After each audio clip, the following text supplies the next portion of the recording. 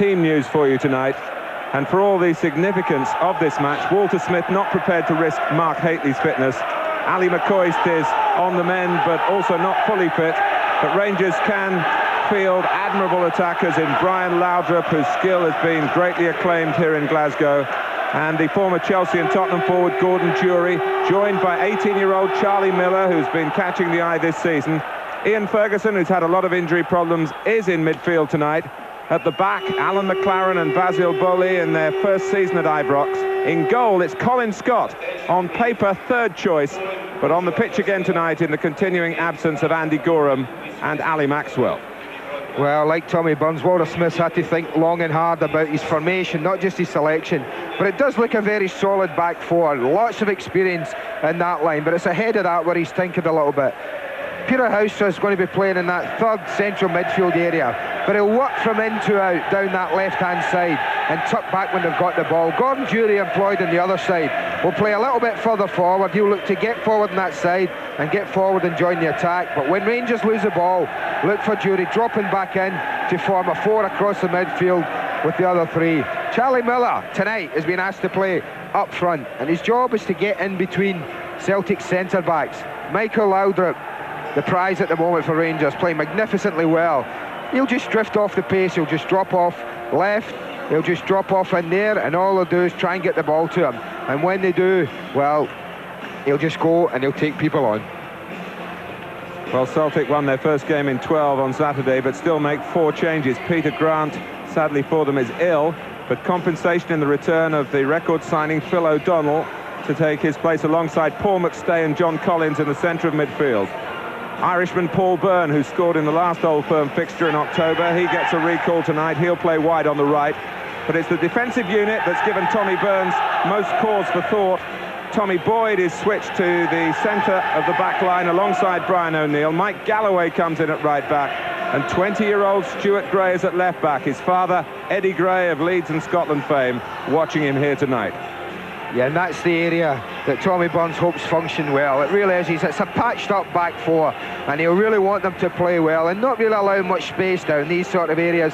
Certainly not allow much space in there for people to run into. So it's important for Celtic that they do defend well, but they have done that well this season, and I think because of what's ahead of it. In McStay and Collins, they've got 2 real match winners in the side. Phil O'Donnell back in the side, and watch for him. He will be the one who will drive forward, and it'll be Stuart McCall's job to look after him. Paul Byrne, employed on the right, will tuck back in when Celtic lose the ball. Will look to go forward or not, and the same with McLaughlin. He'll tuck back in there and form a 5, which makes Celtic a very, very difficult side to play against. Andy Walker up front on his own, but he won't be alone. When they get the ball, as I said, look for O'Donnell getting forward, look for McLaughlin getting forward, look for Byrne getting forward. It should be a fascinating game. Here in Glasgow.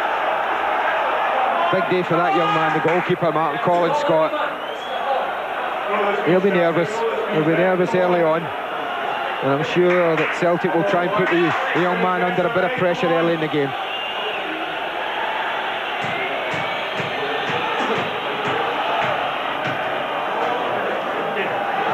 He did play in a derby last season here, but that was the occasion when Celtic fans were banned from the game, so he didn't have the intimidation factor. But there are some 7,500 wearing green to support Celtic's cause here. Jim McCluskey, the referee, just waiting for the visiting team to show their faces.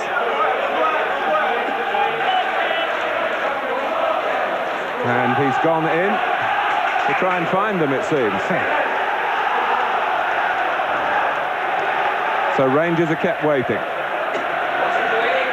It's not a bad area to be kept waiting in these days, Mark. Not like a cold, dark tunnel as normal.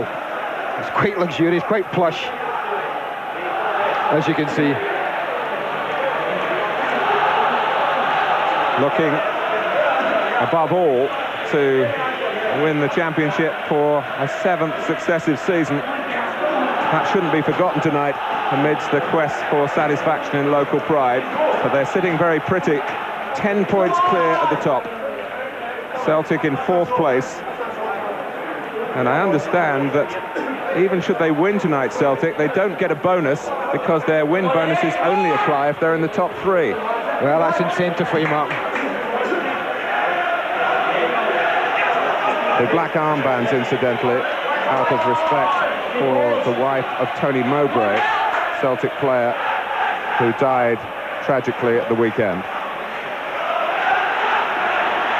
Well, it's a fixture here that produces a terrific sense of theatre, passion that provokes fierce and frantic football matches. Sparks are sure to fly.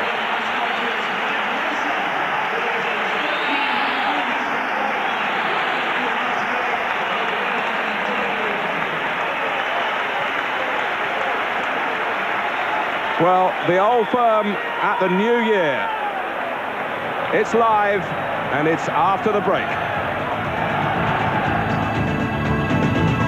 It's ahead again. Let's join Andy Gray and Martin Tyler. Jim McCluskey, very experienced referee, and you sense one is required in such an atmosphere. Celtic to kick off.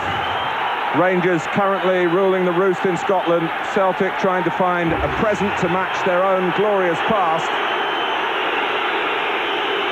Honours even in the league meetings so far this season.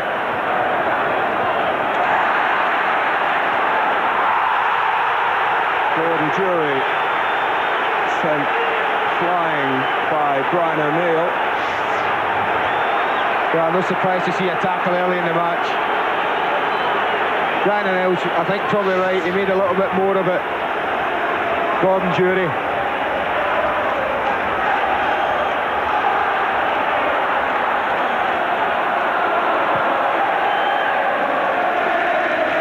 Andy Walker, really the one out-and-out forward for Celtic, trying to apply some pressure. Good kick by Scott, this young goalkeeper. I say young, he's 24. He's been here some 8 seasons, but he's very young in terms of lack of experience on occasions such as this tonight. Galloway flying in, headed forward by David Robertson. A typical derby tussle between Tom Boyd and Charlie Miller, who's playing further forward tonight than he has been in recent Rangers sides. He's normally in recent weeks been in midfield, Martin, but he scored a bucket full of goals for the reserves from a forward position. And with problems with Haitley, problems with McCoy, Slaughter Smith feels that Miller's best job tonight will be up front. Celtic have just endured their worst run without a win in league football in their entire history. They've got a victory against Falkirk at the weekend, but this would be a wonderful way to build on it if they could find the strength and the skill. Well, they are the only team to defeat Rangers in the league match here this season, and I think that'll be firmly in their minds. Certainly Tommy Burns would have used that. Galloway wanting to be quite precise with the throw. Goff stepping in. Here's Paul McStay in his 600th competitive appearance for Celtic tonight. It's a big area that tonight, the midfield, with McStay, Collins and O'Donnell of Celtic. They're very, very strong, I feel, in that area. We've got Walter Smith expected, 2 real competitors in Ferguson and McCall in there to combat them. Bowley's ball bypassing the midfield, but there's not the height of Haitley. They tried to drop it in for Miller.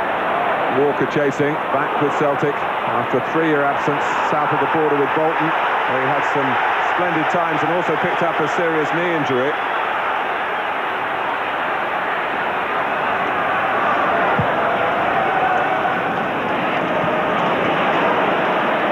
The weather here, incidentally, comparatively mild compared to recent days. Been quite a lot of rain. Pitch in very good condition, even though Rangers have had to train on it over the past couple of weeks because of the absence of other facilities which have been frozen up. McCall. Forward from Goff. Away sensibly enough by O'Neill. Very important, you feel, for Celtic not to concede anything early on. Ferguson. This is Laudrup. Still Laudrup. Well, it's drifted behind. Having done what seemed like the hardest part of the job, he couldn't provide the cross to create the chance. Well, this is what I mean. He just drifted wide to the left, and to be fair, Ian Ferguson picks him out beautifully. One against one, what he thrives on. Skips past Galloway, and just when you think he's picking someone out, well, there's a novelty for you right away. A Laudrup cross, it goes aimlessly wide. You don't see that happen often. He's got good quality. A suggestion that the tension can get to even the most talented. Well, it was a warning to Celtic as well, Martin.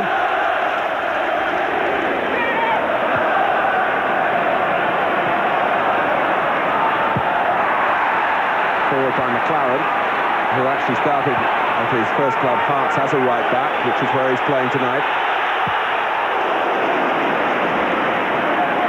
Robertson.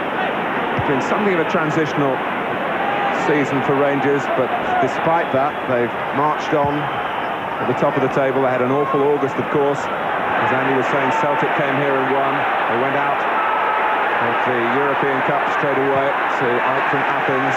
They went out of the League Cup here at home as well, 3 home defeats in a week. And the signs were not so good for the Blues.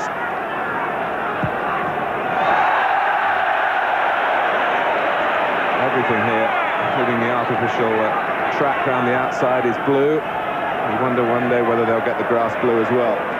You bet your life they've tried it.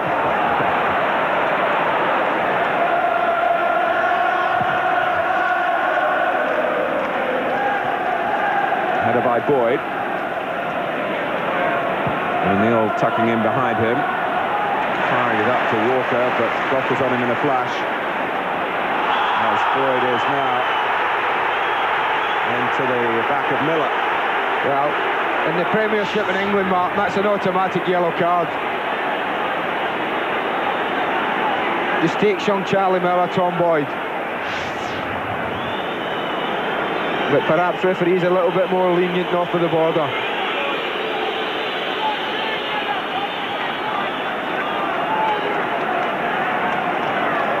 Miller, 18 years old, already a Scotland under-21 international. Bags of promise. Stuart McCall takes the free kick. But again, they've got to be more precise without Mark Hateley and that type of service up into Celtic's penalty area. Yeah, the major threat from set pieces there, Richard Goff. Brian O'Neill really was so close to him, not giving him an inch of space. Little Brian McLaughlin, who's a jinky winger on the left side. Tommy Burns has got a crop of promising youngsters, although he's left 1 or 2 of them out tonight, understandably. But McLaughlin has been selected, and he's got Stuart Gray playing behind him. McLaren with a throw.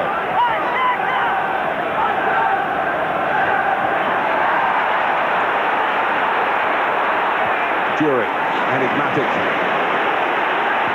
Can be a match winner, there's no doubt about that when he's really on his go. Off alongside Walker once more. Here's the Dutchman Houstra, who's shortly to go off and earn a fortune, if not perhaps fame, in the Japanese league. Miller's just pulled away to the right to get away from O'Neill. Plenty of players back for Celtic to cope with the slight glimmer of danger. Well, that was better from Celtic. The defending was better, Mark, but when the ball was played to Andy Walker, they had 2 players at last caught him up. He's got a tough job on Andy Walker tonight, because if Celtic do have to defend at times, and when the ball's played up to him, he's really got to keep a hold of it. Here he does now, and make sure that Celtic keep possession.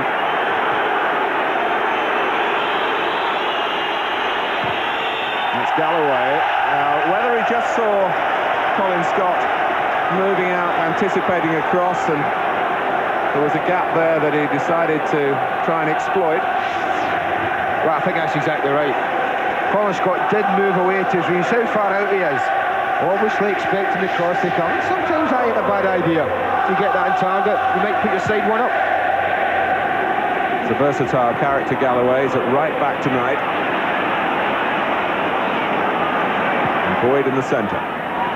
Boyd has been recently the right back. This is this bubbly character, Paul Byrne, who's certainly not short on confidence.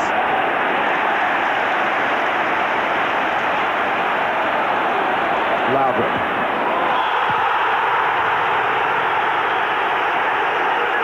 Well, the culprit was Collins, and Jim McCluskey wants a word with him. Well, again, I think we'd find south of the border, that would be a yellow card, Martin. Sometimes what you get with referees, and it's admirable that Jim McCluskey hasn't shown us a yellow card. First bad tackle, out comes a card, just to let the players know he means business. Not with the referee tonight. He just thinks a stern word's enough. And I'm not going to argue with him. He's officiated 7 times in Old Firm derbies, so I think he knows his way around.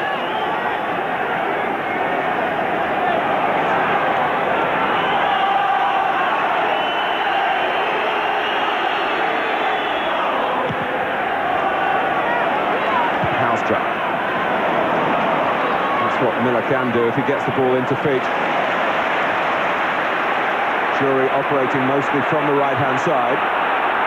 Albert's come across the centre, and it's straight forward for Pat Bonner. We haven't mentioned him yet. He's only just back in the Celtic goal. It's his 3rd game, and he's been unbeaten in the previous 2. That was Galloway on Robertson. I think it's time for a card from Jim McCluskey. A booking for Galloway. Well, he pops off the ball and goes to look for the 1-2. And he just body checks him, Mike Galloway. I don't think he can have any arguments with that. I think what he's saying to the referee is, that's my first free kick that I've given away, and you let my other 2 teammates off.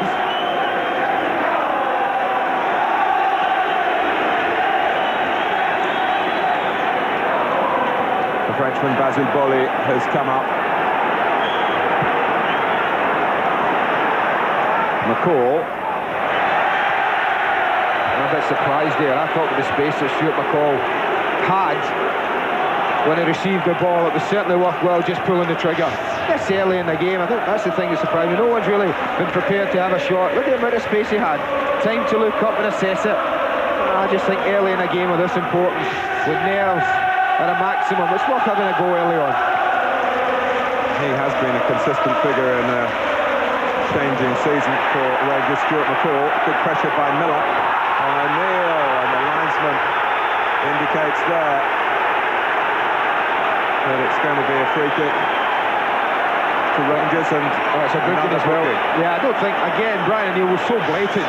You watch him here, no intention of going for the ball. He's looking at Miller, look at that. And I don't think that Brian O'Neill can have any argument with that one either. He seemed to know he was losing the race, and now he has to defend under the extra handicap of having a booking against his name. What can Rangers do with the free kick? They tee up Ian Ferguson. Slipped as he hit it.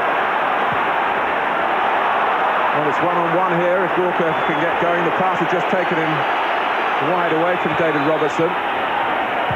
McLaren. That's McStay, and again that desire to please, perhaps a tension in the way he approached the ball, rather than relaxing it and striking it cleanly. Well, it wasn't dealt with very well. Al McLaren got in a pickle, used his wrong foot there, trying to clear a ball, didn't do it very well. It dropped nicely for Paul McStay, and he's a good striker of the ball. But perhaps even a man of his experience suffering a little bit from early match nerves. Collins. He's been a bit of a thorn in the Rangers' side in terms of Celtic goal scoring in recent Old Firm encounters, particularly from free kicks. Hasn't had an opportunity yet to show off his repertoire. O'Neill in strongly. And again, to beat Jury to the ball. Well, even in these early moments of the game, Mark, you can see why Celtic have been difficult to beat. Haven't won as many games as Tommy Burns would like, but they've drawn an awful lot because they do get men back behind the ball, and they do make it very difficult for sides. Problem is when that happens, when they knock it forward like that, 40, 50 yards ahead of them, It really is tough for Andy Walker to get it down and keep 2 or 3 players out of it while his teammates catch play up. They do have 2 forwards on the bench, Charlie Nicholas and one of the youngsters, Chris Hay, should Tommy Burns need to change it later on. Stuart Gray, now McLaughlin. Collins is in there, McLaughlin fighting for it. Rangers standing firm on the edge of their own area. Space for Jury to move into. Lardrop's cross. And the earliness of it troubling Galloway. Well, had he missed Galloway out, then Charlie Miller was totally free behind him. Both Goff and Bowley coming up. Lardrop with the corner. Retrieving done with typical earnest endeavour by McCall. Miller.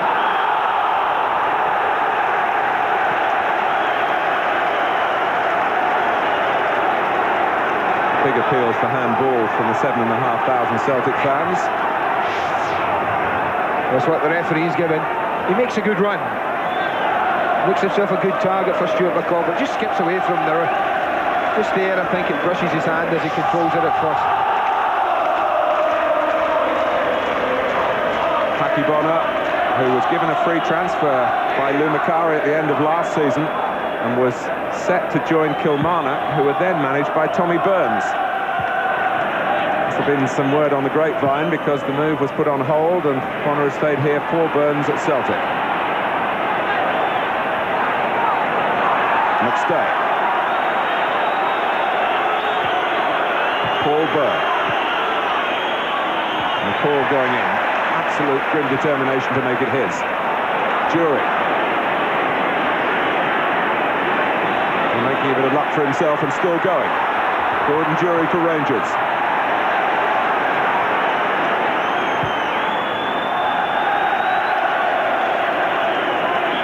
Well, everything being done at 100 miles an hour.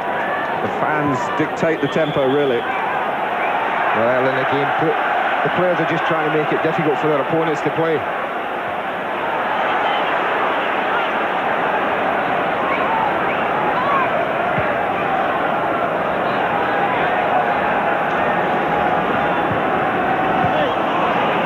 It's Byrne tucking back in on the right-hand side, which I'm sure Tommy Burns will want him to do. Boyd, current member of Craig Brown's Scotland squad.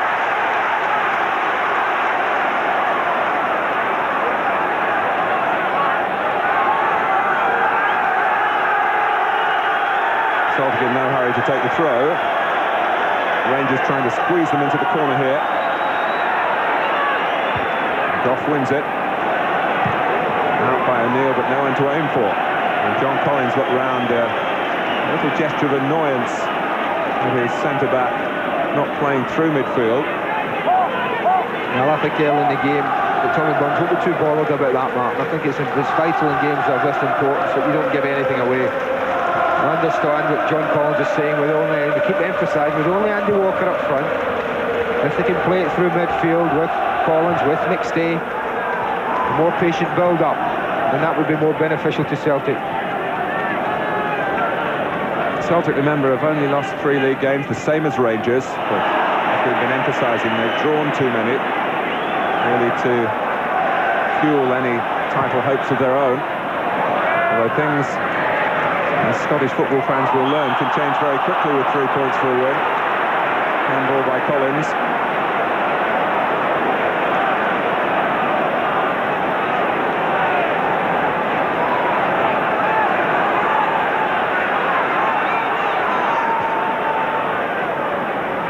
Played short by McLaren to McCall. Lardrop with licence to roam. This match, incidentally, being transmitted to his native Denmark. Bowley in first for Rangers. Jury trying to do the same in the Celtic half.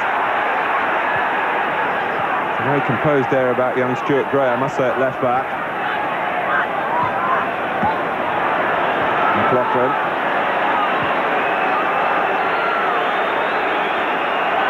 O'Neill, who is a midfield player by trade, and it showed rather then. McStay, worth the crack. Hits Richard Goff. Ferguson is letting it funnel back into David Robertson. Something for Walker to try and chase here against McLaren.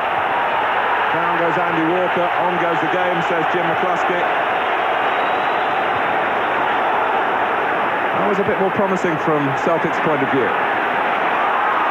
McCall. Trying to thread it through to Miller. But the run was well read by Boyd. Yeah, but the Celtic build-up was a good one, Martin. Ball stayed on the ground, they popped a few passes together, and finally Paul McStay got space to go and drive at the back four of Rangers.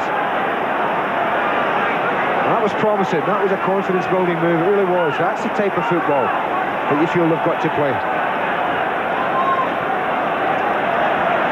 Well, it would be easy to say on league standing and current success that Rangers are favourites, but when are there ever favourites in Old Firm games? Results are totally unpredictable.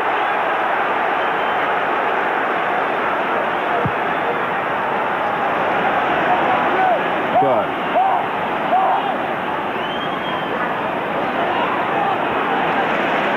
Stopped by Houstra. Burn annoyed with some of his teammates for not making movements to help him out. Jury. Plenty of bodies for Celtic in the centre of midfield. And they get a free kick as well. They're working really hard, Celtic, when they lose the ball, Martin. Every time they lose the ball and a Rangers player gets it, then they're one, sometimes two green and white shirts around.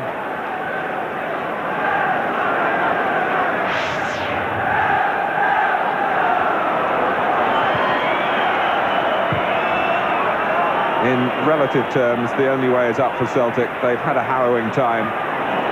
They certainly don't dispute that. But with Tommy Burns at the helm, and plenty of ambition in the boardroom as well. Hope for the future. A good result tonight will certainly encourage the rebuilding. Ferguson. Look at the green and white shirts back behind the ball already, though, Martin. That was a good break from David Robertson, but they just held it up for a second, and that gave Celtic time to get plenty of people back. It's McCall's shot set up by Robertson, who'd stayed forward.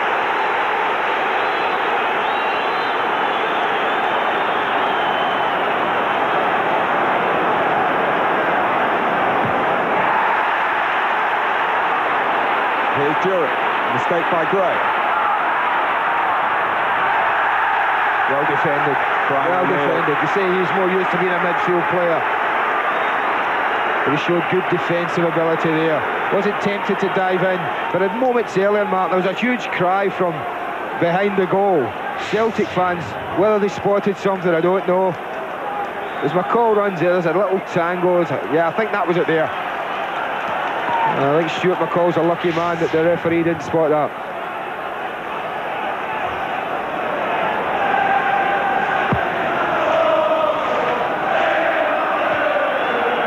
Forward from Ferguson's head, wide from Miller's head.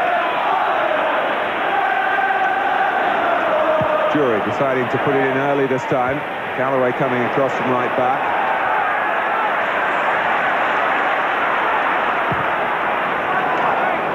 Measured ball forward by Stuart Gray. Very much one from the family tradition. Not only his father, of course, the Scotland international, but his Uncle Frank as well. You just get the impression that both sides are lacking in the firing line department. Both playing with lone strikers, I would say. Brian Laudrup is given room to license to float all over the place. Doesn't really play up front as you'd expect. And with Andy Walker, the lone Celtic striker, I think it's hardly surprising that the opening 23 minutes of this game has been very tight and that the possession is just about even. Well, it's one up, but two wide, and the two wide men are going back into midfield to give both sides five in midfield when they want it. And then it becomes very difficult then, Martin, if the ball's played quickly forward for the wide midfield players to get in contact.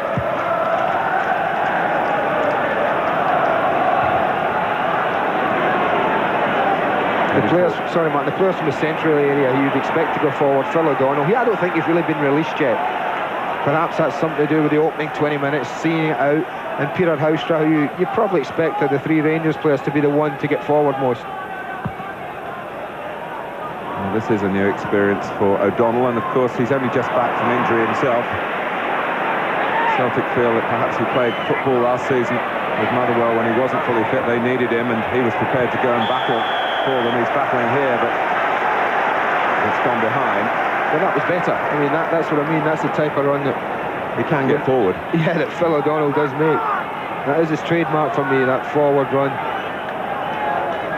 And his presence tonight might just have surprised Rangers. Celtic keeping it under wraps that the comeback was on, but they needed him. Peter Grant, Celtic to the core, of course. And he must be feeling very desolate not to be well enough to take part tonight.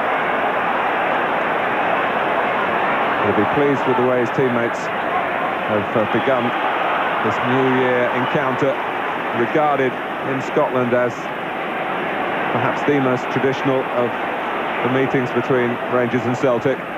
But another good example there, Ian Ferguson picking up the ball, and three green and white shirts around the mark. Again, good pressure. Here's Gray. Only his third start in the senior side for Celtic. The flag was up for offside, not required because Rangers got the ball. Jury, and there's a break here for Laudrup. He's in on goal for Rangers. Ah, what a chance. And he's so good on either side, Mark. You just fully expected the man to tuck it in. You see him break wide, and Gordon Jury gets lucky because his pass shouldn't really have got there now, I think. From then on, you really did fancy him. Goalkeeper does well, he stands big for a long time. We'll get a better view of it here. Look at Pat Bonner, stands big. Doesn't make it easy for Laudrup. But a real chance. Best chance in the match so far. Without a doubt. But all stemmed as well. Stuart Gray had bombed forward, Martin, and his pass got cut out, and there was a real big gap there behind him. Unfortunately for Celtic, Rangers got the ball into it very quickly. I don't know whether Jim McCluskey spotted the flag. If he did and let the game go on, it was a good advantage played as well. Miller with the ball at his feet, and that's a terrific tackle by O'Neill. Had to be absolutely inch perfect. Byrne just taking it behind Goff for a moment, who got back to block the attempted cross.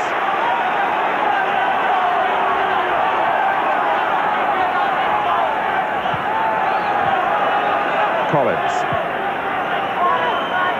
Galloway. He was clipped by Goff, and Galloway might say, well, hang on, I've been booked. There's the card coming out for Goff as well.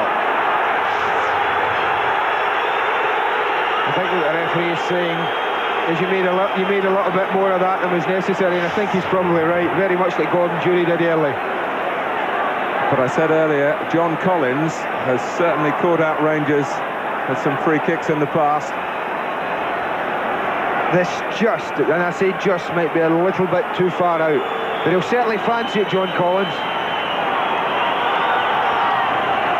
Against the third choice goalkeeper, Colin Scott. There's Collins has got extravagant bend on it, but too much elevation. I just felt it was perhaps maybe 4 or 5 yards too far out. As you can see, the goalkeeper can get a really good view of that. And I think even that on target would have been bread and butter for the goalkeeper. But put John Collins 4 or 5 yards nearer, and there would be some fluttering Rangers' hearts. McStay. McLaughlin trying to help him on the left. Gray does give him the right angle. Then McLaughlin involved. It's a throw to Celtic.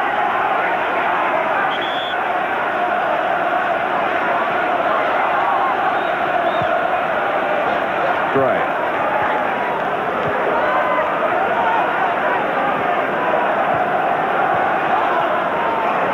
Here's McLaughlin.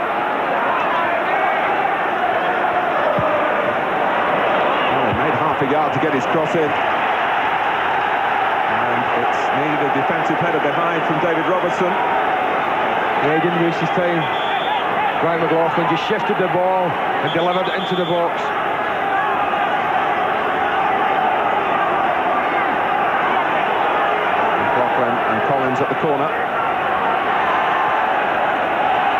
didn't quite go according to plan. I didn't see the sense in that myself. The Rangers had two players out, very close to the ball. A good opportunity to put a ball into the box and put some pressure on.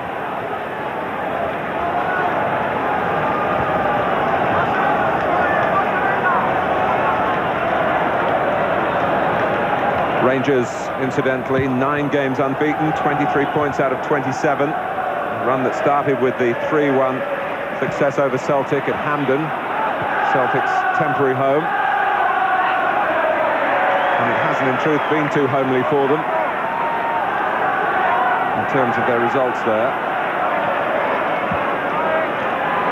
A misunderstanding between Gray and McLaughlin again. Andy Walker trying to take it on, but the contact was a bit too strong as the cross came up. Good idea, though. Area. Good idea from Andy Walker, Mark. There was plenty of pace on the ball. He just tried to chest it in front of him. Collins. Gray not quite so accurate with the right foot.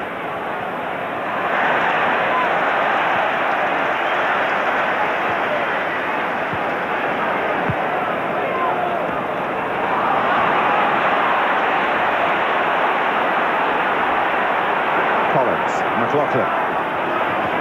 Byrne herring into the middle to join Walker. Here he is. He's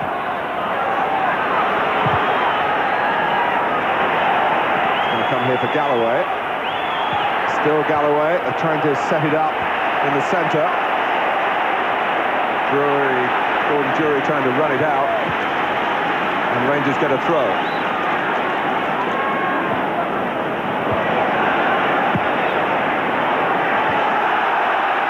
I just get the impression that Celtic are growing a little bit in confidence. I agree with you, Andy. The passing, when they get the ball and they elect to pass it, and I think John Collins is having more and more of an influence in the game. And it's been crisp and it's been bright, particularly down the left side. Stuart Gray and Brian McLaughlin in tandem, and it's caused Rangers a problem or two. Well, look just behind our commentary position, in the spectacles there, Tommy Burns. He might be pleased with the way his side are setting about their task, the Celtic manager. And also getting more players forward in support of Andy Walker. McLaughlin. Free kick to Celtic. Foul by McLaren. Doesn't it seem strange when you see free kicks like that, Mark? There's no cards are whipped out. I have to say I like it.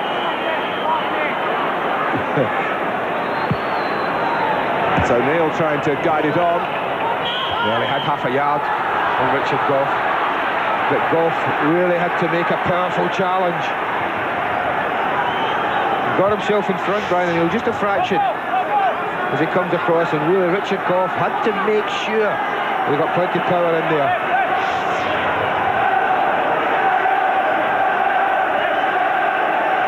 Phil O'Donnell by the near post.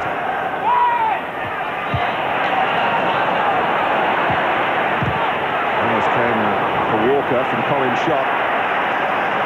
Played by Miller. Back comes Celtic again. It's a good spell for the visiting side at the moment.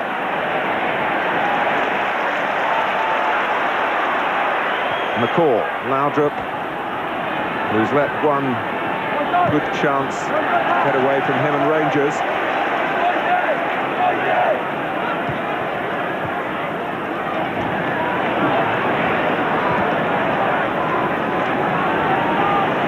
Well, that'll interest people. The home side, second best in the attacking areas, Martin. I don't think that does emphasise the last 5 or 10 minutes. I agree with you, it's been Celtic's best part of the match so far. They're most confident. For McLaren, sensing a relatively rare opportunity to make a forward sortie down the Rangers' right.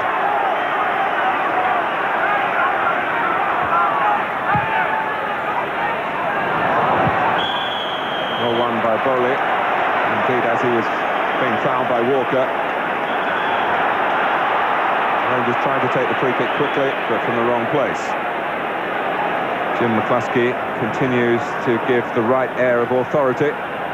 without having to produce a rash of yellow cards.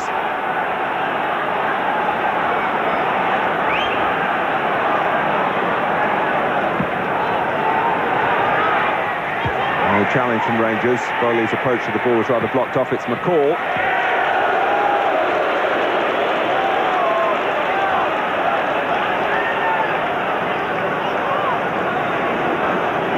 ...34 now, Pat Bonner, been with Celtic since the late 70s.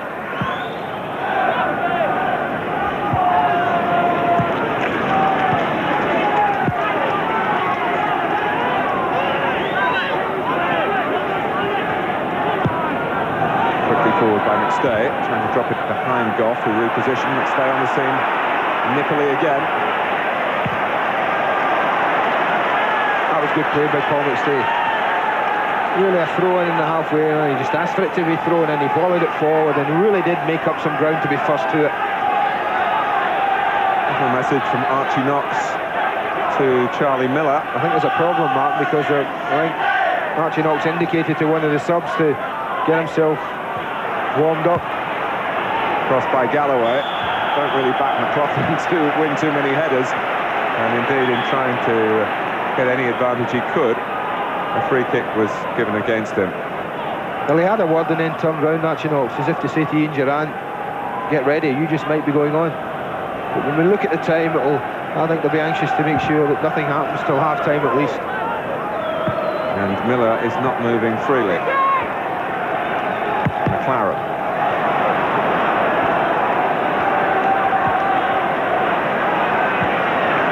And the way Rangers have set out their formation, if they want to play through the middle, and they've been trying to get the ball to Charlie Miller's feet, but that's been difficult enough when he's been in full working order, which he doesn't seem to be at the moment.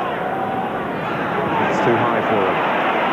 See, I just think when the ball's played up like that, you would be looking for Gordon Jury to be making runs in behind. He's just standing, waiting to see, and I would just be asking for more. You know, it's coming up 20 years since the authorities in Scotland set up a league system where the clubs met each other 4 times each season. Many in the Scottish game feel that that's not been a particularly productive move, that familiarity has brought a sort of contempt. It's certainly made it difficult week in, week out against opponents that know the game plan so often. But you have to say there's been nothing lost in the appeal of the old firm fixture by having double rations. Boyd trying to prevent the corner. Well played by him. Well played by Galloway as well. No panic from either of them. It was good defending. Tom Boyd very precise, and Mike Galloway, no fluke, just nicking it off. Laudrup for the throw-in. Boyd in there quickly. Celtic doing what they have to do defensively, but they're not being given too many problems in truth. Activity on the Rangers bench.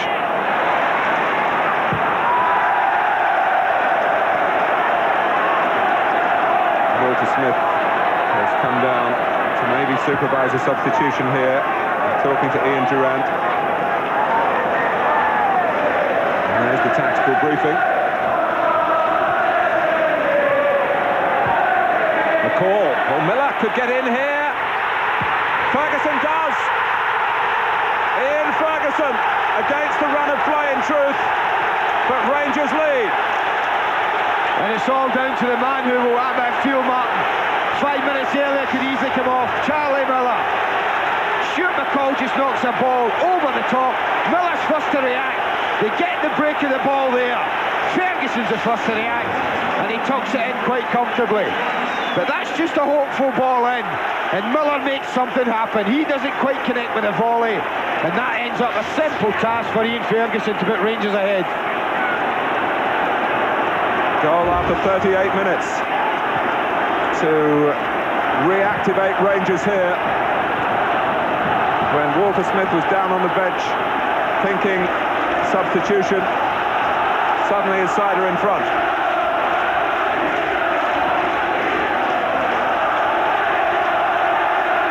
McStay.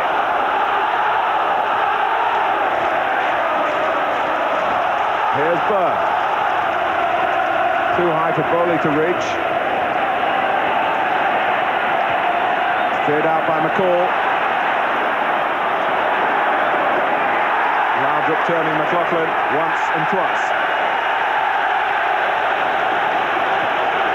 Well, the fans you felt were having furrowed brows, the vast majority here, with the shape of the first half, but suddenly Rangers have scored.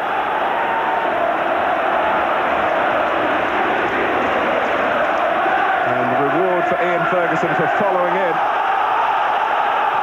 That's Galloway. And rather high by Bowley. Wasn't a total clearance. Now the game has been stopped with 2 players down. Richard Gough certainly the victim for Rangers.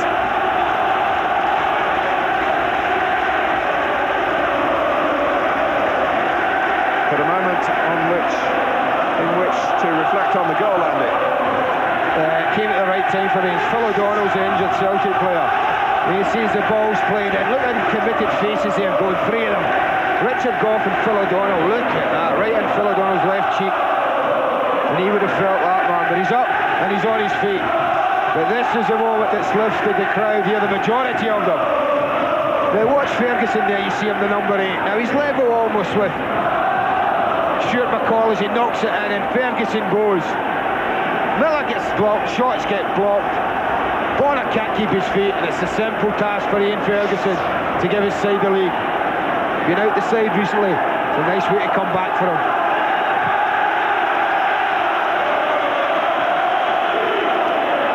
Well, we first heard of Ian Ferguson when he got a Scottish Cup winning goal, and his time at St Mirren really attracted the attention of Rangers. And an old firm goal for him here to perhaps bring some order to the home team, who hadn't been serving up their best.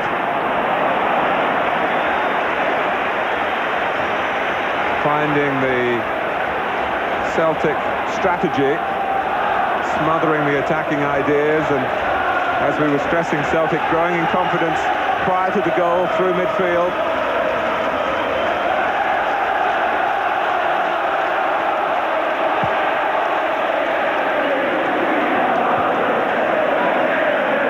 O'Neill, I probably thought he cleared the danger with that defensive header that went to McCall, popped it back in behind Celtic, and it ran for Rangers from then on.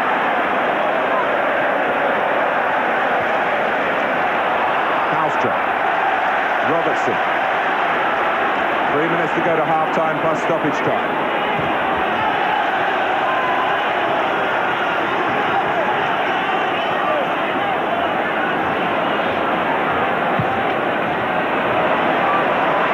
It's a fine ball by Gough. Caused some uncertainty in Stuart Gray. Crossed by Laudrup. Clearing header again by O'Neill.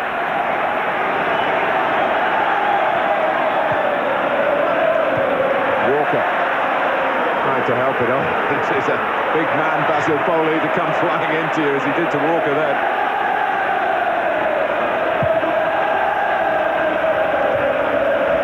That's McCall's header, making his own defenders work. McLaughlin. Comes to Collins. This is Byrne. Galloway goes outside him. Scott coming off his line and getting there before Andy Walker. He only had the one option though, Byrne, and that was Walker, Mark. It was a lovely move, great ball from Collins, left to right. Good run from Galloway, it gives him time, but look at that, 3 blue shirts against Andy Walker. And that's what I mean about he needs more help in there. When balls are coming into the box, someone from the midfield area for Celtic has got to do what Ian Ferguson did for Rangers. Really you'd expect O'Donnell to be the man, but after that facial clash with Gough, amazed he's still standing.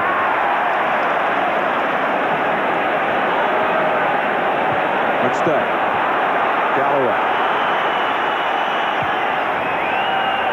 it comes for O'Donnell, trying to tee up McLaughlin.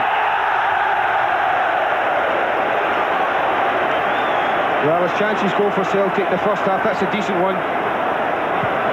He's get caught with a flight of it, Basil Borley, I felt. He gets caught with a flight of it there. He can't quite reach it. Phil O'Donnell does well. He just shifts it. It's there to be hit. Keep it down. He can't do it. Over the top. It's a sort of outswinger that Darren Gough will be hoping to bowl for England in a couple of hours. Fascinating final day of the Test match that you'll see on Sky Sports.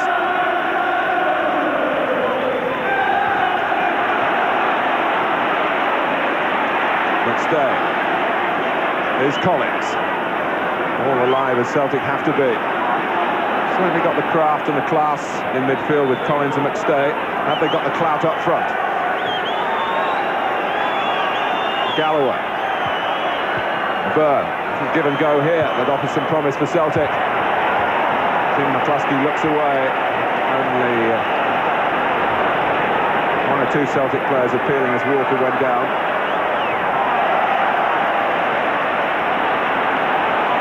McLaren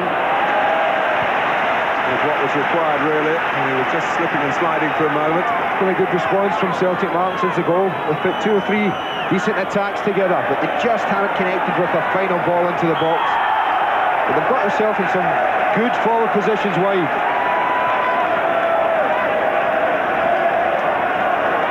Well, Walker's working hard to be the first man, but if he takes defenders away, Celtic have got to have 1 or 2 other avenues if they're going to get back here, having conceded the first goal.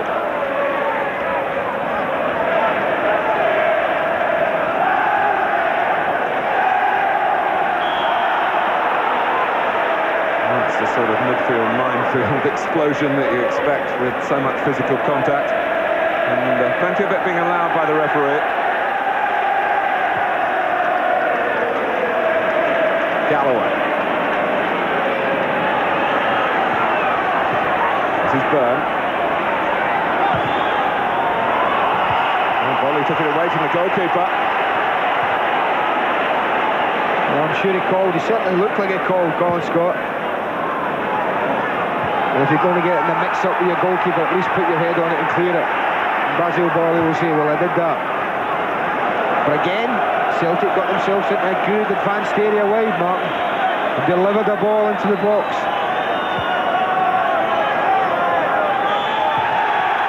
It's half-time at Ibrox.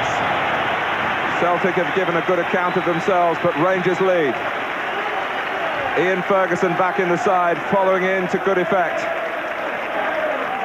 And Celtic have to solve the problem of supporting Andy Walker if they're going to get something here from the Old Firm game at New Year. In the Old Firm clash by 1-0. What is Celtic's response to that likely to be? Can Rangers hang on, Terry? They still favourite?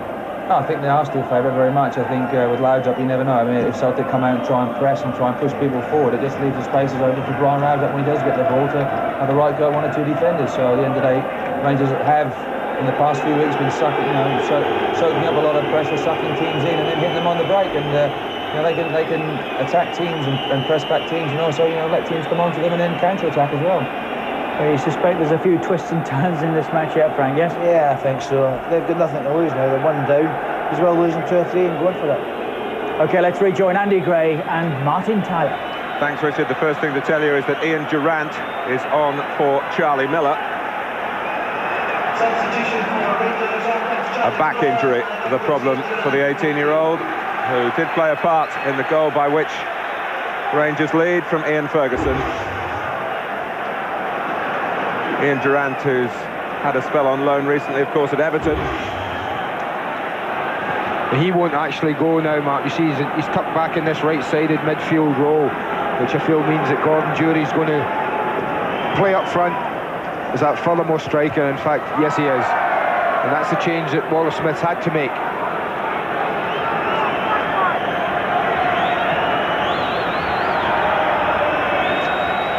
Durrant came back. Duncan Ferguson didn't from Goodison. It was over, Bowley. Walker didn't appreciate it straight away, and then came careering into him.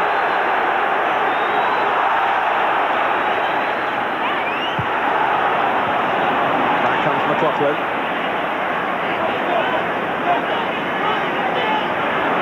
He had plenty of the ball in the first half, and one of Durant's responsibilities will be to help out Alan McLaren, you feel.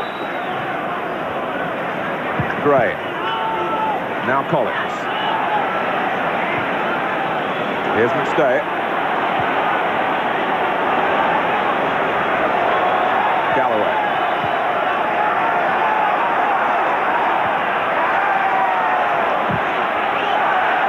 There's the Celtic.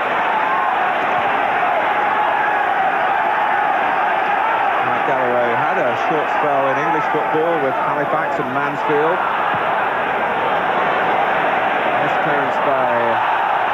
Huge clearance by Ferguson. Celtic still pressing on. And the incentive for Celtic attacking the end behind which their supporters are gathered. It has been a ferocious start to the second half. It's been exactly the start Tommy Burns would have wanted from his side, Martin. Pressure immediately.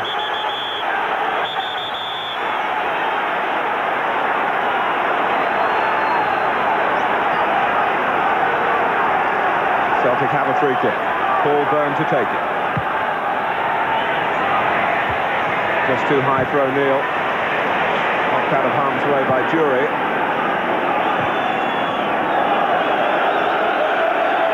And Rangers can regroup.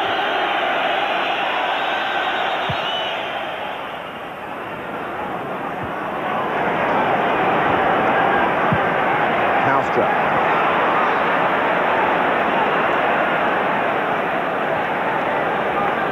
Crowd these days at Ibrox less than 50,000, although the capacity will go up beyond that with the next stage of redevelopment.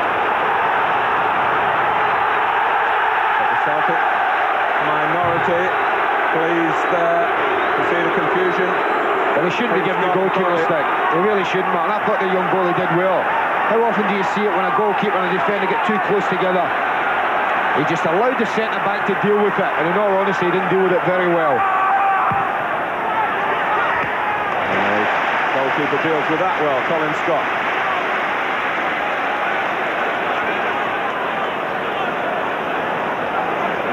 Andy Gorham was telling me he's maybe 3 days away from his comeback. The game's come 3 days early for him. He'd love to have been out there tonight. And Scott slipping as he cleared. A call. Laudrup being tugged. Well, he has a danger. I think one of the things, if you were Walter Smith, you would have been saying is try and get the ball to Brian Laudrup a little bit more. You see the problems he's given Mike Galloway. He's hauling away at his jersey there. That's an easy decision for the referee. Well, Bowley made the run towards the near post. Exchange of views there with O'Neill and Boyd involved as well. Well, get a good look at it. Watch the two people in there. Well, he makes a run. It doesn't do an awful lot wrong for me. Brian O'Neill is entitled to hold his ground. He's entitled just to let the ball drift aimlessly past him. But he took exception to it, Basil Bowley. He, incidentally, is the son of a diplomat, but he hasn't been particularly diplomatic himself, Bowley, in his time in Scotland. You remember earlier in the season he spoke out against his teammates and his manager. Got himself into hot water, had to sort all that out. And at the moment he's all fired up here, feeling, even as a foreigner, the special pressures of this particular fixture. I'm not surprised to see Tommy Burns send his side out with the same formation, Martin, early in the second half. I think that makes sense. At 1-0, they're still very much in the game, and they didn't play badly, I felt, in the first half. And perhaps a little unfortunate to go in at the break 1-0 down. So I'm not surprised to see the same formation set out, but I just wonder how long it will be if the scoreline stays the same before he looks to change it, and with Charlie Nicholas being the obvious one to bring on. Laudrup, that's another throw. It's a throw. Well, he's got great feet, Brian Laudrup, he really has. He just drifts out of play with this one. But the way he just think past people there, oops, there's one, and just goes out. But watch it again as someone comes in and he's passed again. Great skill. And we shouldn't be surprised, he's an established international figure, and all credit to Walter Smith for being able to attract him to play for Rangers Football Club. Already at this stage, they reckon he's a cert to pick up all the individual honours. Walker. Well, suddenly there was an opening there. Phil O'Donnell was ploughing through. It's a corner. It was a good opening. It was a really good opening. And that's what they need more of. Phil O'Donnell doing things like this. Walker gets a touch. It's very important that David Robertson's covering was good. His positioning had to be good, or else too far away. O'Donnell was through, clean shot at goal. But David Robertson was across very, very quickly to get in a very important tackle in. But you see O'Donnell for about the first time in the match breaking into the 18-yard box. A real threat. And what a good, timely interception that was.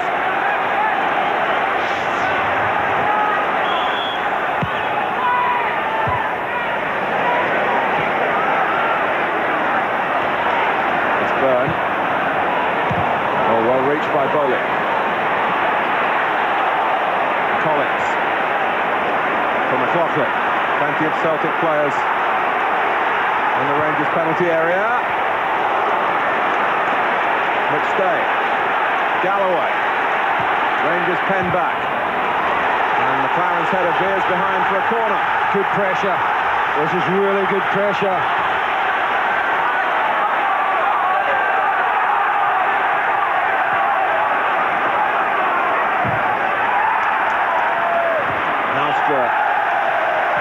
Helping out well there against another quick McLaughlin turn.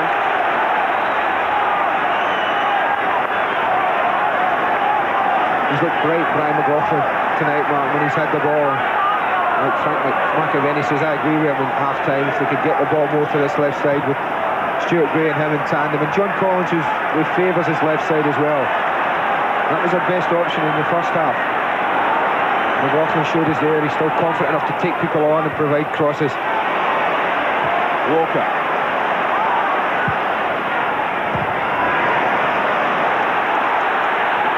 Great. Hammering it in. Blocked by Bowley. The worry for Celtic is what Rangers can create on the counter-attack. Not much there from Jury.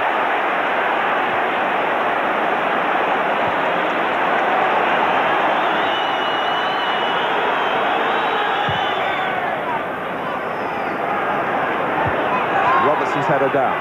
Little touch from Houstra. Flag up against Brian Lardner.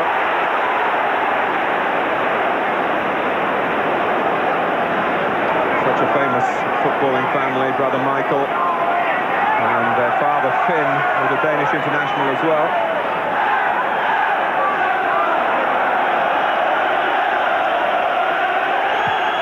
And it's not been a game littered with offside decisions. Which is nice to see. I think both defences have backed off, man. That's the thing. They've always been prepared to hold a line. But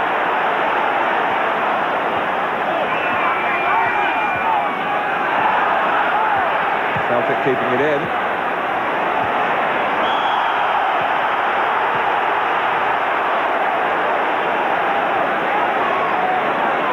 Jim McCluskey allowing it to be a man's game.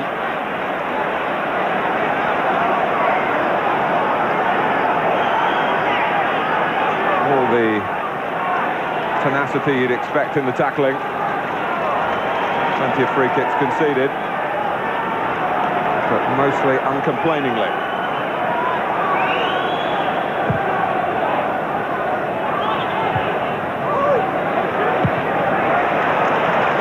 Line wide by McCall. Another attempt to involve Laudrup in proceedings. You can't blame Rangers for doing that whenever possible. I think they're anxious though about this left side, Rangers, because Archie Knox called across the pitch and brought Brian Laudrup all the way from left to right. Just said to him, you know, it looked like he was saying to him, stay here for 5 or 10 minutes. Rangers looking for a win here, which would extend their advantage over Motherwell to 13 points. And in terms of Glasgow partisan feeling, would put them 20 points ahead of Celtic next day.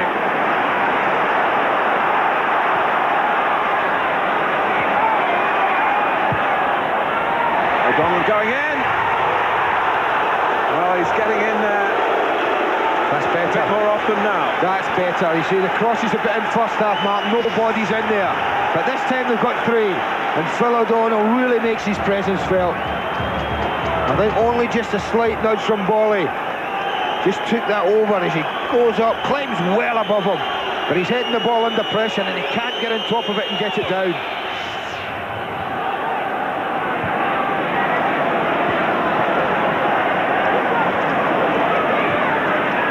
Loudon.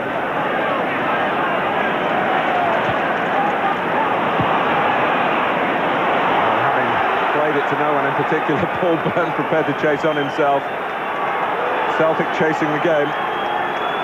They're chasing the game and I think bossing the midfield area, which I thought earlier on would be important. I think McStay, Collins are having more and more of a say. And of course we've seen already, twice already early in the second half that Phil O'Donnell is more prepared to go forward onto those runs. Again, like an old hand, Stuart Gray, who can't remember seeing his father Eddie play, but has some of that control, and he's there again. Certainly got the physique to play in the senior team. On from O'Donnell for Byrne on the left this time. Walker in the centre. This time he was an isolated figure. And again, it was good build-up.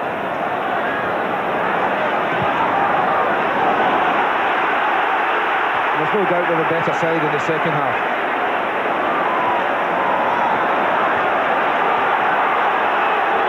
McLaren can do no more than get it out of play.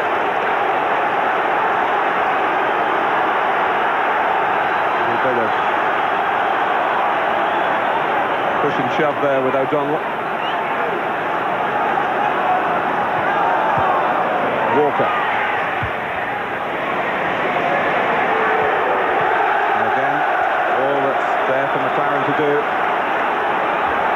is give Celtic another throw. Well, they've just changed it slightly. They've swapped the wide men. McLaughlin and Byrne have swapped wings. Byrne now on this left side, McLaughlin on the right.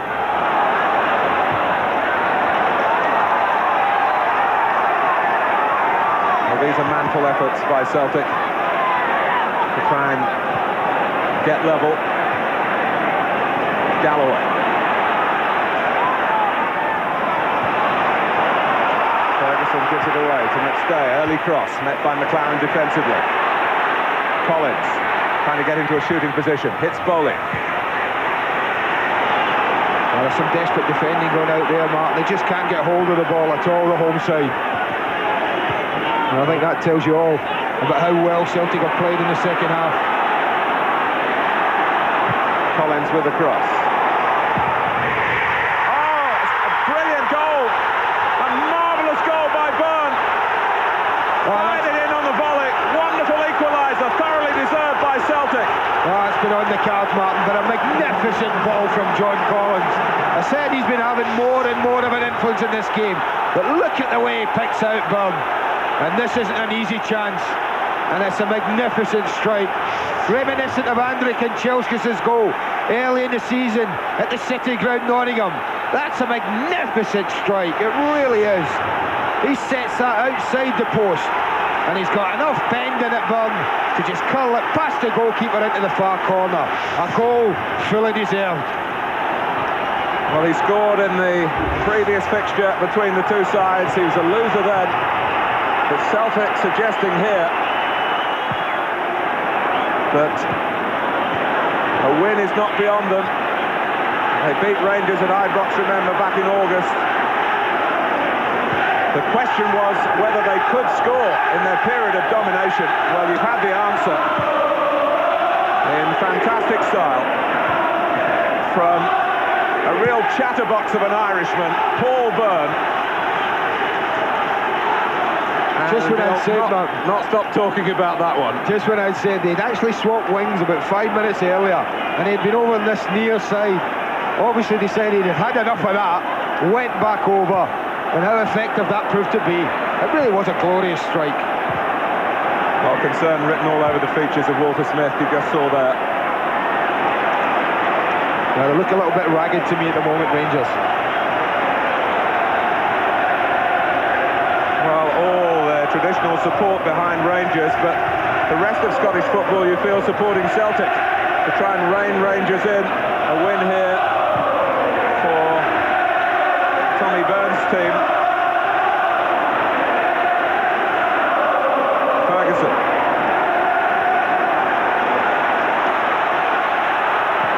Here's Robertson. Halstra. Rangers provoked into some attacking of their own. They've got a free kick. But as an offensive force, they've not been conspicuous in the second half. Basil Boli is in there. He's grabbed many a goal in French football. Well, we can look at this goal, I think, again and again. It's just the way that John Collins works the space mark, looks up, and this is a pass right out the top drawer. Look at that. And so is the strike. Look at it. It starts about a yard outside the post. And he's every right to be pleased about that. Every right. A glorious moment for Byrne and for 7.5 Celtic fans in the stands behind that goal, who saw it all at close range. And here comes O'Donnell and Walker.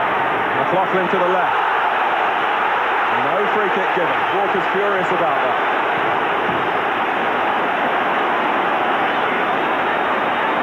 Loudrup.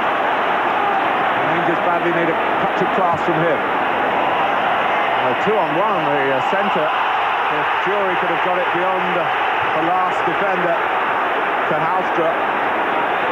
Well, he had 3 options, Gordon Jury, and from my mind, picked out none of them. A bit of a swagger about Celtic at the moment.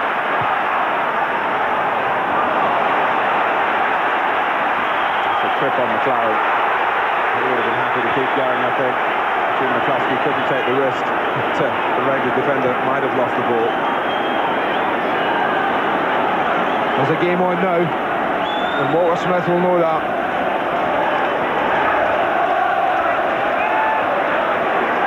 Robertson. Jury trying to touch it on. Durant complaining to Jury. It wasn't played as he wanted it, but those sort of complaints be pleasing for Celtic to see the Rangers players arguing. What a decision that is, Martin. What a decision that is. The flag went up after a wonderful dummy from Paul McStay. I mean, it was so late. You watch the pass play. Now, there's no one offside. Now, watch the dummy. There it is. Now, watch the flag. There it is. I mean, that's an incredible decision. It really is. Yes, it was given as if McStay had touched the ball. Even then, I doubted he was offside.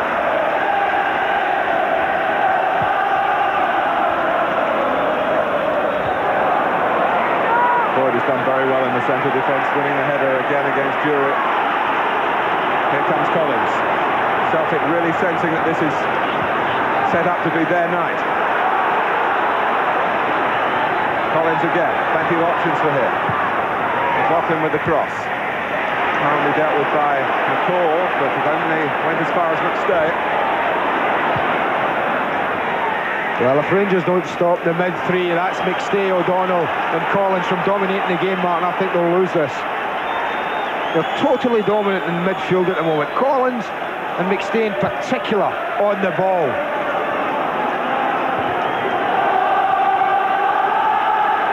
Well, Celtic's problem, getting the attempts on target. Well, the one that mattered has gone in. The fourth official taking issue with Archie Knox and Walter Smith, who were angrily trying to get some messages really to pep things up front. It seemed the area of the team that they were calling to, Gordon Jury in particular.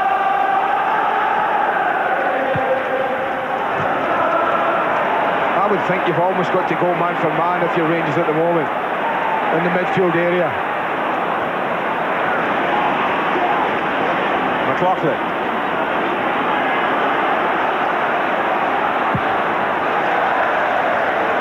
Well, the signs were there for Celtic in the first half, but they went in a goal down. Tommy Burns very frustrated by that, but there's been much more fulfilment from his players in the second half.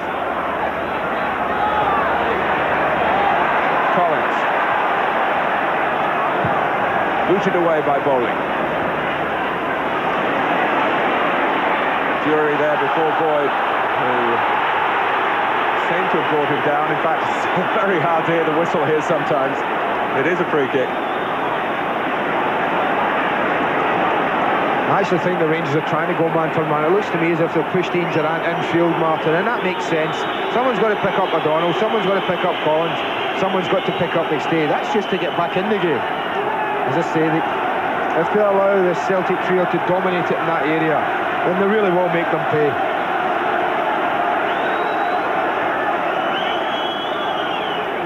Richard Gough picked himself up. There's messages now coming from the Celtic bench via the assistant Billy Stark to Brian McLaughlin.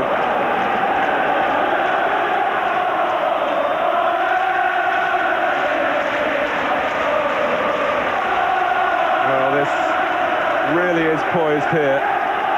Rangers, the form team with all the fans behind them, but not playing well. Celtic very much on their game. 1-1 at Ibrox. Walker got the ball. O'Donnell. Walker's up with him. Can he play him through? He went the other way. And Andy Walker raises his arms in frustration. But again, the warning signs are there. O'Donnell joining in quicker than anyone else and making a real good driving run at the heart of the Rangers defence. McLaughlin behind Laudrup. Foul by McLaren. Well, he's small enough to be mistaken for one of the ball boys, Brian McLaughlin. He's playing a man's part out there for Celtic Football Club. Gray. Galloway.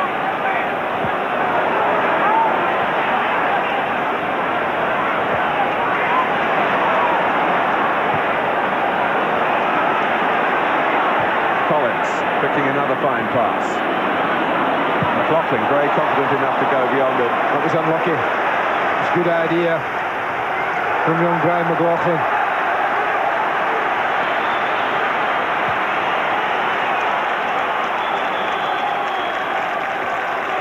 Oh, Richard Gough saying I'm all right. And he's managing the club at the moment. He said no, I will stay, John Brown will wait. Well, John Brown's a real competitor, Martin. I won't be happy at that. A very forthright figure, Richard Gough as well, though. As you saw. Well, I think he's entitled to 5 minutes. He was just in and out. But I think it's a measure of the pressure that they're under, that they're anxious, that no one's carrying injuries. McStay's pass catching Walker offside. That was a good ball. Andy Walker didn't have any need to go offside. You look at him, he's just drifting there now. He can see Bolly in front of him, so why is he pulled into an offside position? He could have just kept himself level and kept himself offside. Even though he was offside, it was still a fine ball from Paul McStay. O'Neill coming a long way to make the header his. Bowling. Ferguson. Here's McLaren.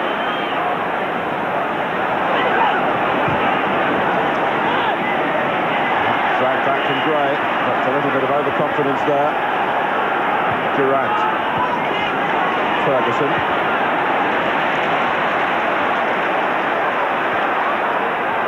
Rangers going across the pitch and Paul trying to drive them a bit more towards Bonner's goal. Not been too much work for the Celtic keeper tonight. Now, they haven't passed the ball well at all in the second half, Rangers. Celtic have been way ahead in that department. John Brown still limbering up, by the way.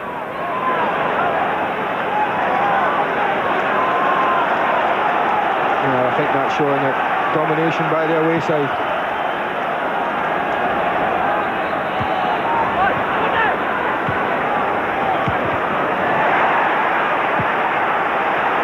But very much like the first half, Celtic will be aware that quite simply Rangers can quite easily go upfield and nick a goal, Martin, even though Celtic are playing so well. This is what I mean, too much space. Look at that, the way John Collins should just get it, pop it off to Paul McStay, who in turn, under no real pressure, can pick out a pass.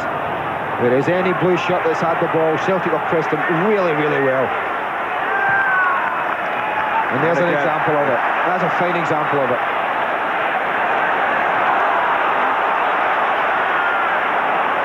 Walker. Bolly played it against Andy Walker, did he? Well, he did. That to me. He did quite simply. Good movement again, the way off when it comes across. And he might have played it off himself, Mark, to be fair. He may have done the linesman an injustice. He was front on, and let's say he was in the best position to see.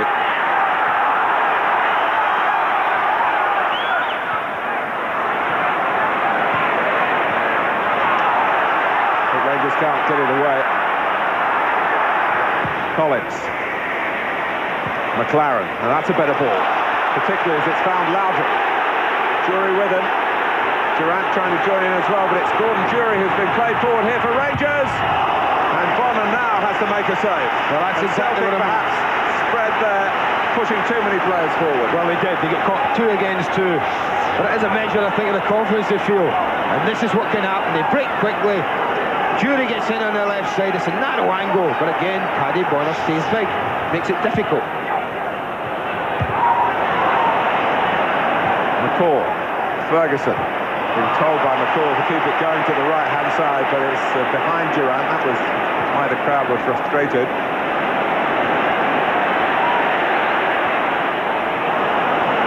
Halstra. Ferguson. Now Durant.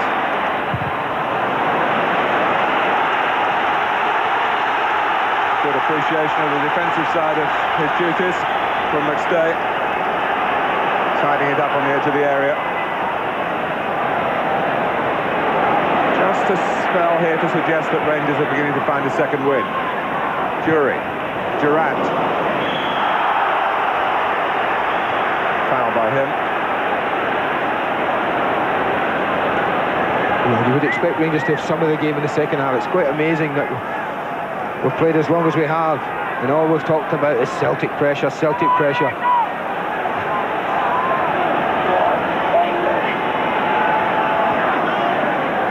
McLaughlin. And again found by Collins, who's got it back. Oh, and O'Donnell was the player to the right of John Collins then. McStay. Now Ferguson. It's a mistake by Goff. It's Andy Walker.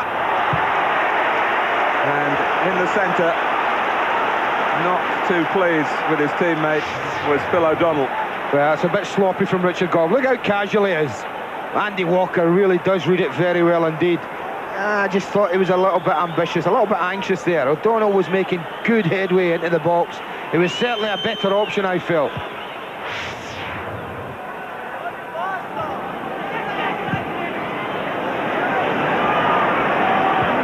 Andy Walker's return to Scotland also took him back into the national side. More than 6 years between his first and second caps.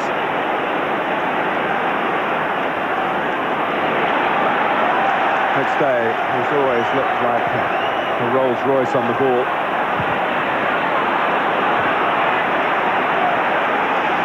Gray.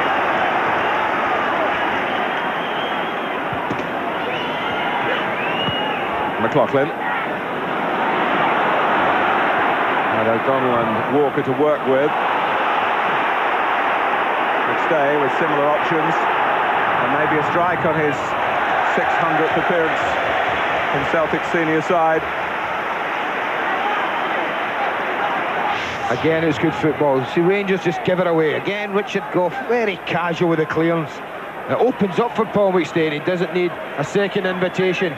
But once again, the shooting boots aren't on. Paul McStay, who's had to live with that missed penalty in the League Cup final. And Celtic were such strong favourites to get a trophy at last against Raith Rovers. Beaten here in the penalty shootout.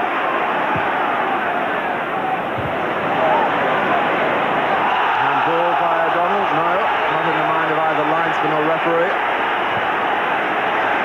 As he leant to apply the upper chest.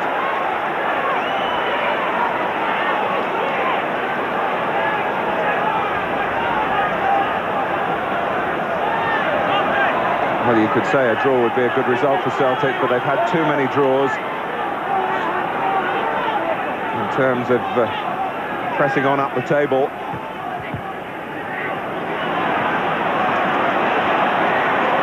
But here's Laudrup threatening them. For Jury. Oh, Bonner didn't move off his line initially, as if he thought he was going to get there first.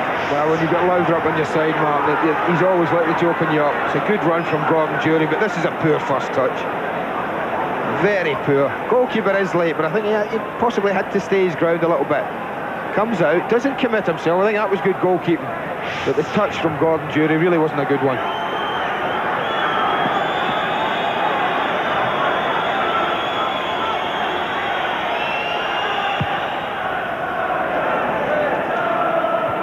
Helped on by O'Donnell. Well, Walker.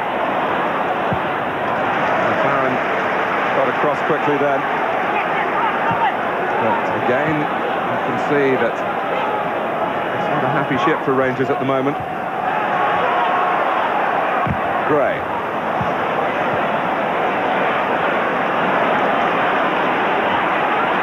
I think it's emphasised what we really did know, that Mark Hateley is a mightily important man for Rangers still. But Walter Smith, knowing that he wasn't quite ready for this game, didn't want to push him and maybe lose him for a load of matches. Laudrup. And Bonner had to look for a route to get the ball out of play then.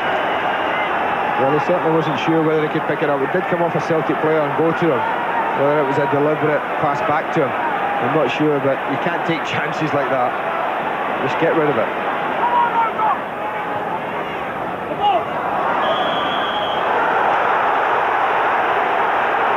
It's not a popular decision, but it's a goal kick. Well, they never are, depending which end of the ground you're at.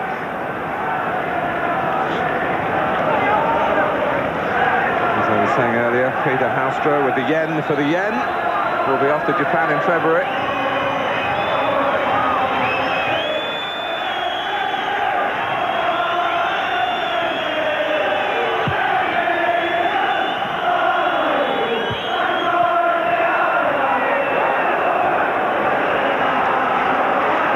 So giving Rangers way.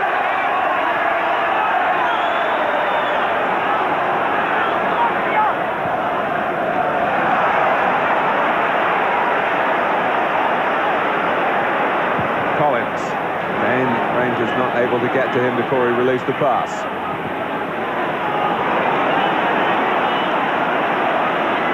He's certainly got Celtic dancing to his tune, John Collins. It's good work by McCall. Haustra waiting for the movement from Robertson. Robertson didn't fail him. And David Robertson driving on. Nothing ahead of him, Martin. He had nothing ahead of him. He was looking for a ball. He was looking for a pass, and he was the furthest player forward. McLaughlin.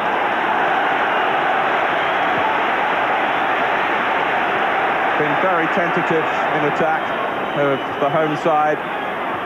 The problem for Ian Ferguson is perhaps cramp. I think it probably is. Berg, who's given us a wonderful memory with the way he took his goal. The ball can only divert it behind for a corner. Ferguson will get some attention. A frantic game in which to make his return to the side has taken its toll.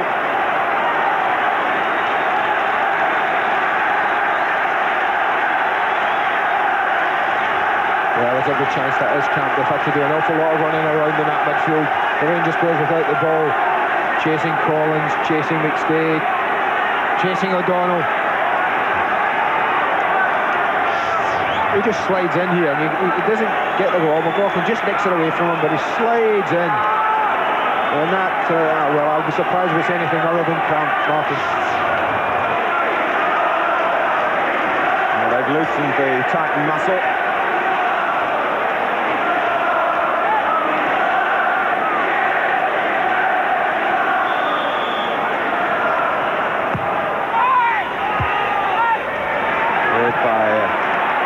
Back McLaughlin again, and well claimed by Scott. It's a good take under pressure from O'Neill. It's a great touch from McLaughlin. His first touch killed it beautifully. This one's got height in it. This one tempts the goalkeeper, and he wasn't found wanting.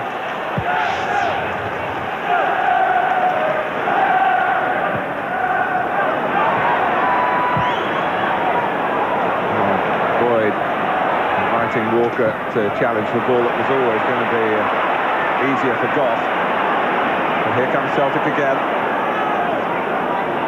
Bray. Collins.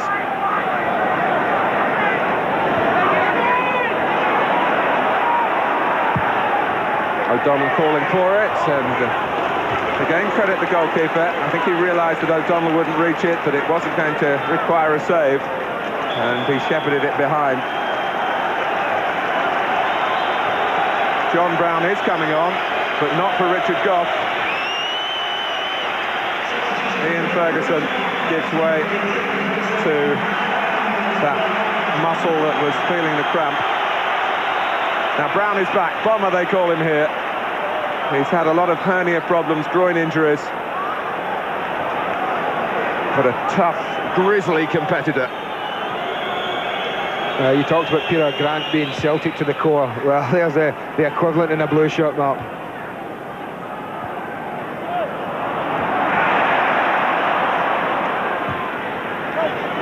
McLaughlin trying to take on McLaren, who can only step across and cynically block his path. He's looked good tonight. I've been impressed with the young kid playing wide in the left for Celtic by McLaughlin. He's looked very confident, very tricky. And looked to cross a good ball, which is important when you play wide. He's 20, incidentally. Looks younger than that.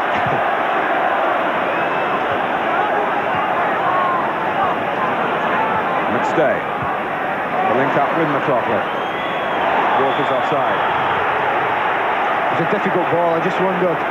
Mike Galloway's having a little word with Paul McStay. They played the 1-2 lovely. And he just needed to shift the ball, keep it going right.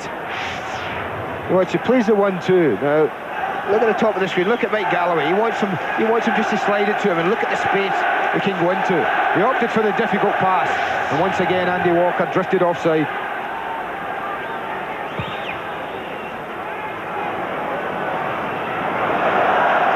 Maybe a little tiredness creeping in to Gray, who's had so few games at this level. McLaren.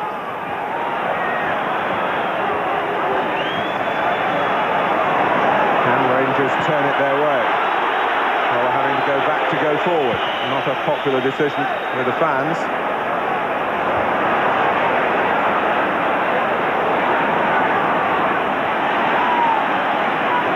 McLaughlin. Oh, it's Ladrup in a defensive capacity, showing the slide of foot. Foul by Phil O'Donnell. He must be so difficult to play against. Trying Ladrup, you think you can tackle him, you stick your foot in. Before you know it, the ball's gone. Ladrup, incidentally, is off for a couple of weeks to play for Denmark in an intercontinental tournament in Saudi Arabia. Something that Walter Smith has to live with, but I'm sure he's not pleased about. Leaves tomorrow.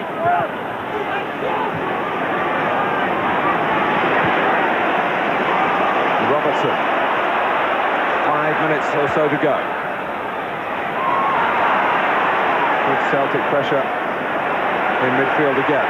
McCall, but Rangers do keep possession. And they get it to Loudon. And with him, there's always hope. Bonner does come and get it this time against Jury.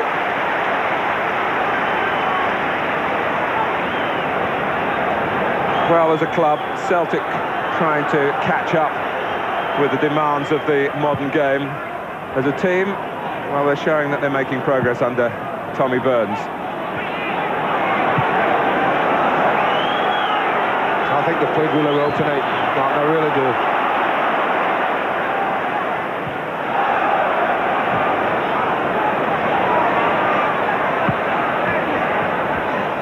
Signs of activity on the Celtic bench.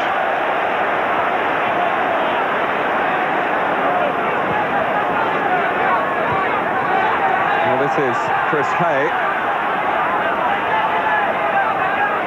Going to come on for the closing minutes, it seems. Another graduate from the Celtic Youth Academy. It's a free kick. Celtic take it quickly. McLaughlin. Gray with the cross. What a good one it was too. That was a great ball. I felt for Alan McLaren though there. Andy Walker was flying in to try and meet it. It was just too high for him. The goal scorer, Paul Byrne, who's given us this great memory of an old firm encounter live on Sky Sports with that wonderful equaliser, but he doesn't finish the match. Chris Hay is on. I think that's a reward for the work he's put in, Paul Byrne. I think he's worked his socks off, and I think he's probably just shattered, and they want fresh legs on for the last 2 or 3 minutes.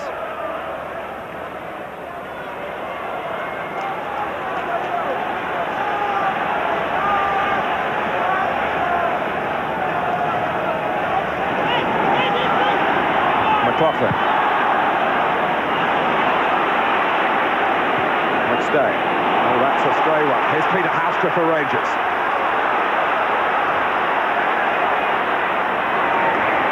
Supported by Robertson. Brown had gone to the near post. Rangers still have it with Loudon. Oh, and Bonner's lost it. And he saves the second time. Celtic still haven't got it away. It's Loudon again. Celtic confusion. And it's a corner. Bonner bombarded by Loudon, but I think Ian Durant as well. Yeah, it was Durant getting in the rebound. He can't get a hold of this shot. In comes Durant. I wonder, could he just nick it over initially? He can't. He takes it away. Bonner does well second time round. And then Stuart Gray got very sloppy.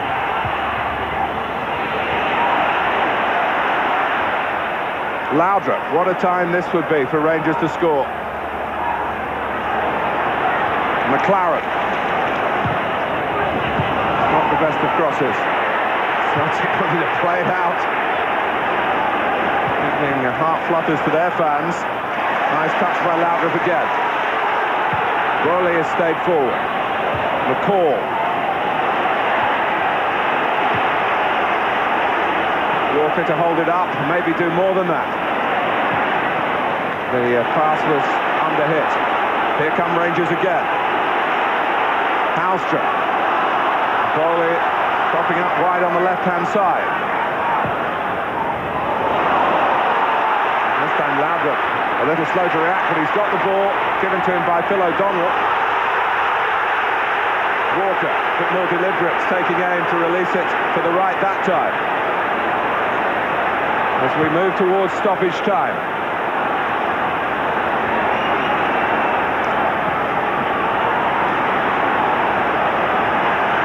O'Neill.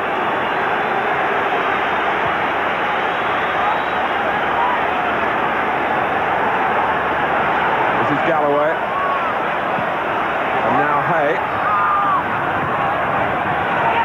Well, he kept it in. And the poor clearance by Goff. Suddenly, hope of a winning goal for Celtic. jury. No, it's just anywhere for Rangers at the moment, Mark. Just desperate defending.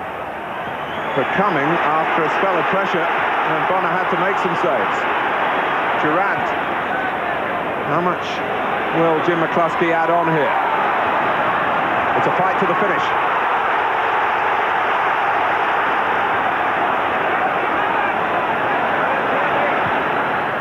And there's Stuart McCall in there, who got a goal at Motherwell in an important win on Saturday. Again, this is very close. It's very close. This showing there what a tough job linesmen have.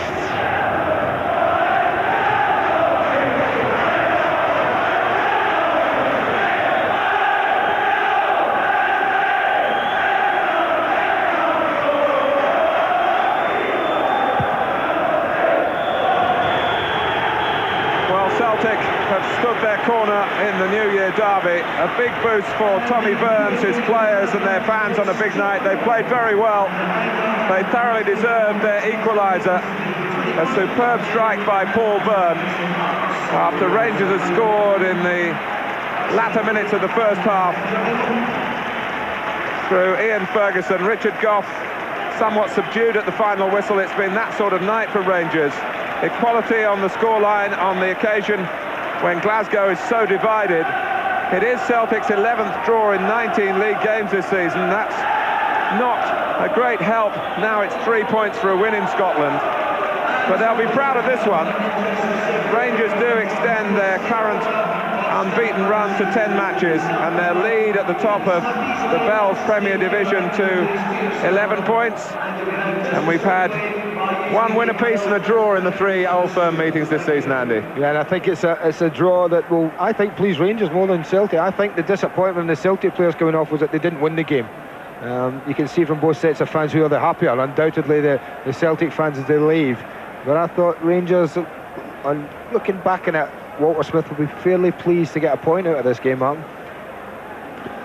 Well, the final score, Rangers 1, Celtic 1. And let's join Nick Collins. Thanks, Martin. I've got Paul Byrne and Richard Gough down here. Let's start with you, Paul. What was that game like to play in? Home firm games are very hard to play in. It doesn't matter how many games you play in, they're always going to be hard. Especially when you haven't played in a couple of weeks, like myself. It's hard to come back in a game like that because you're playing against so many good players. But I enjoy every game. Well, Richard, thanks for joining us. You look as if you're still in a bit of pain. Yeah, I think I've damaged some ribs somewhere along the line just at the start of the second half, and not breathing too well, but I'll go in and see the club doctor, see what's wrong. Just briefly, honours even, do you think it was a fair result? I think so. I think scrappy first half, and maybe we had the better chances, but Celtic definitely had more of the ball in the second half, and I would say fully deserved the draw. A more positive performance in the second half, capped by that goal of yours. A splendid time to score. Yeah, it's always good to score in a home fair match, especially Frank Connor. One of the club coaches is always saying, get yourself into the back post and you'll always score goals. That clipped my mind as I come across us here the first time. As you see, just went in the corner. A wonderful strike. Drawing too many games has been part of your problem in a way this year, but I suppose you'll be fairly pleased with this one. Yeah, we've drawn a lot of games this season, but you never mind drawing a home firm game. It's always a bonus if you win. But I think the boys will be quite happy with the performance tonight. Richard, it's now, 11 points that Rangers are clear at the top. Is this a sign that your domination is going to continue? Well, hopefully. We've had a good Christmas period. We knew we were playing Hibs, Motherwell away, and then Celtic at home. We managed to pick up 7 points out of the 9, and we're quite happy with that. I mean, we're missing quite a lot of players. Actually, we're missing Haitley, McCoist, and we're quite happy with the way things have gone. All right, thanks for joining us, the pair of you. Well done. Well played. Thank you. Yes, thank you, Nick. So, honours even at Ibrox. Rangers 1, Celtic 1. Plenty more to come yet. When we come back, the thoughts of Frank McAvenny and Terry Butcher.